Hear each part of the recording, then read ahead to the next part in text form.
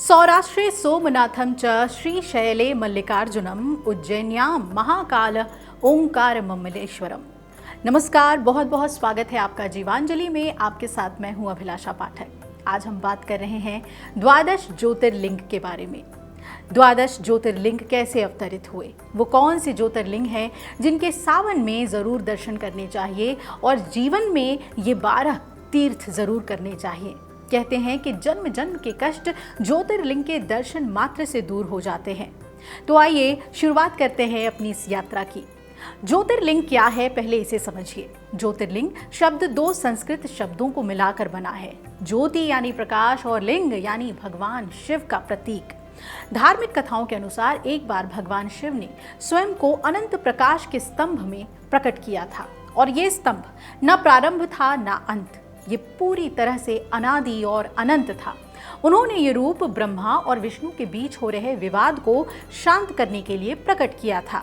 आदि शंकराचार्य सहित अनेक संतों ने शिवलिंग को सृष्टि के मूल ब्रह्मांडीय स्तंभ का प्रतीक बताया है।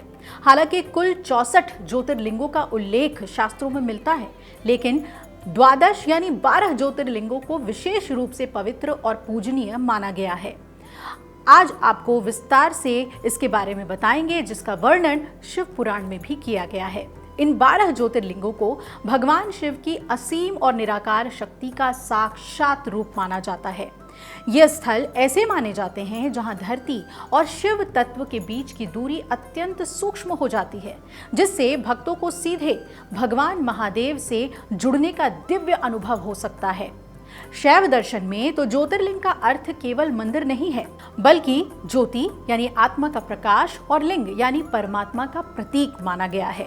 जब साधक ध्यान में अपने भीतर स्थित दिव्य प्रकाश का अनुभव करता है, तब उसे आंतरिक ज्योतिर्लिंग का अनुभव होता है।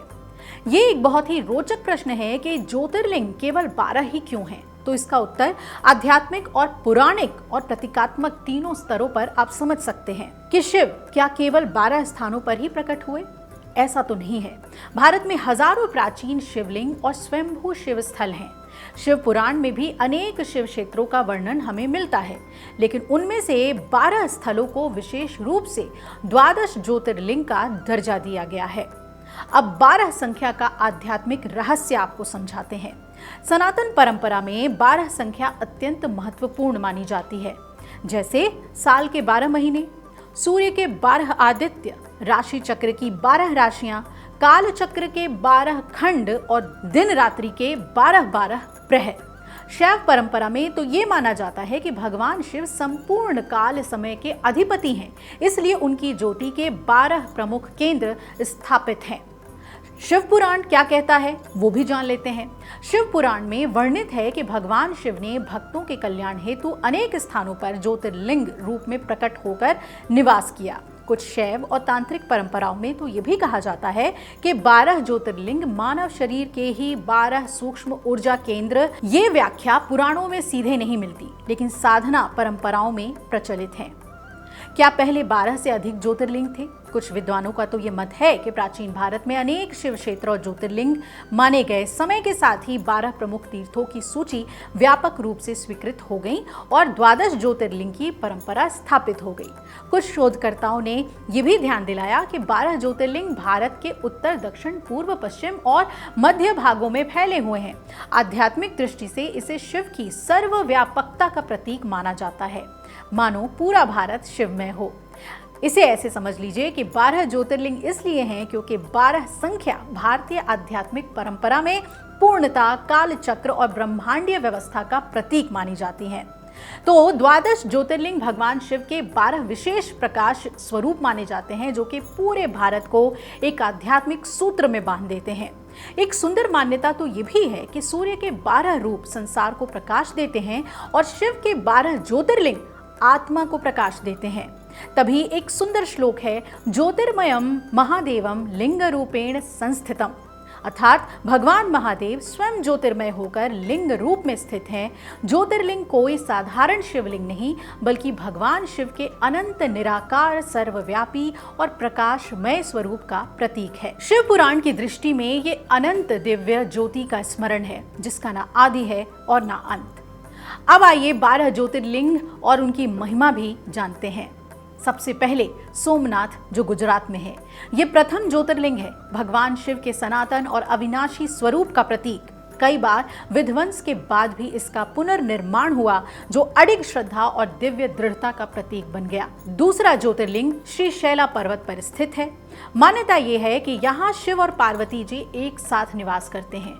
ये स्थल दिव्य प्रेम, एकता और करुणा का सुंदर प्रतीक है।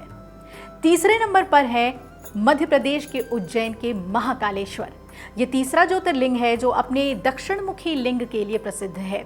ये शिवलिंग अकाल मृत्यु से रक्षा और जीवन सुरक्षा का प्रतीक माना जाता है। 12 ज्योतिर्लिंगों में चौथा ओंकारेश्वर है, जो मध्य प्रदेश में ही है। चौथे ज्योतिर्लिंग के रूप में ये पवित्र द्वीप पर स्थित है, जिसका आकार ओम चिन्ह जैसा है। ये स्थान ध्वनि, सृष्टि और ब्रह्मांडीय ऊर्जा का प्रतिनिधित्व करता है। पांचवा ज्योतिर्लिंग है उत्तराखंड में केदारनाथ। ये पांचवा ज्योतिर्लिंग हिमालय की ऊंचाइयों पर स्थित है। ये मंदिर न केवल आध्यात्मिक रूप से गहन है, बल्कि यहाँ तक पहुँचना भी भक्ति और साहस की परीक्षा जैसा है। छठा ज्योतिर्लिंग कौन सा है? महाराष्ट्र का भीमा शंकर। जी हाँ, ये छठा ज्योतिर्लिंग राक्षस भीमा के वध से जुड़ा हुआ है। इसे अशुभ और बुरी शक्तियों से रक्षा करने वाले रूप में पूजा जाता है।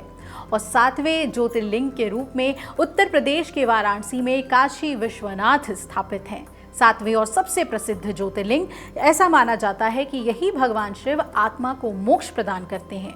ये मंदिर जीवन और मृत्यु के रहस्यों से परे मुक्ति का प्रतीक है।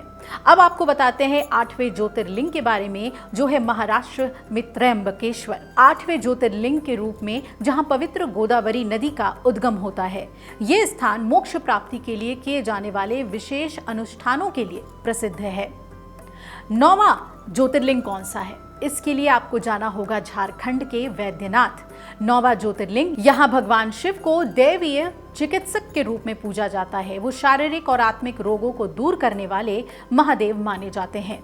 अब बात करते हैं 10वें ज्योतिर्लिंग के, जो गुजरात में ही है, नागेश्वर के नाम से। ये 10वां ज्योतिर्लिंग जो विष और बुराई से सुरक्षा के लिए प्रसिद्ध है। ये निर्भयता, शक्ति और संरक्षण का प्रतीक है। 11वां ज्योतिर्लिंग कौन सा है?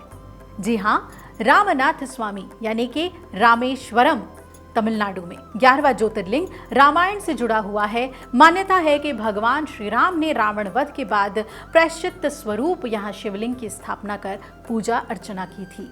और अब बात आखिरी यानी कि 12 ज्योतिर्लिंग में 12वें शिवलिंग की। 12वां ज्योतिर्लिंग है घृष्णेश्वर, औरंगाबाद यानी महाराष्ट्र में। ये 12वां और सबसे छोटा ज्योतिर्लिंग, जो प्रसिद्ध एलोरा गुफाओं के पास स्थित है। ये पुनर्जन्म, करुणा और आध्यात्मिक पुनरुत्थान का प्रतीक माना जाता है। 12 ज्योतिर्लिंग से जुड़े कुछ रहस्य भी हैं, जैसे क्या सभी ज्योतिर्लिंग ऊर्जा केंद्र हैं? कई आध्यात्मिक परंपराएं मानती हैं कि ये स्थल पृथ्वी के विशेष ऊर्जा बिंदुओं पर स्थित हैं। हालांकि इसका वैज्ञानिक प्रमाण उपलब्ध नहीं है। दूसरा, क्या ज्योतिर्लिंग स्वयंभू हैं? अधिकांश ज्योतिर्लिंगों को स्वयंभू अर्थात स्वयं प्रकट माना जाता है, जो श्रद्धा और पुराणों का विषय है। तीसरा, क्या ज्योतिर्लिंगों का संबंध ब्रह्मांडीय ज्योति से है?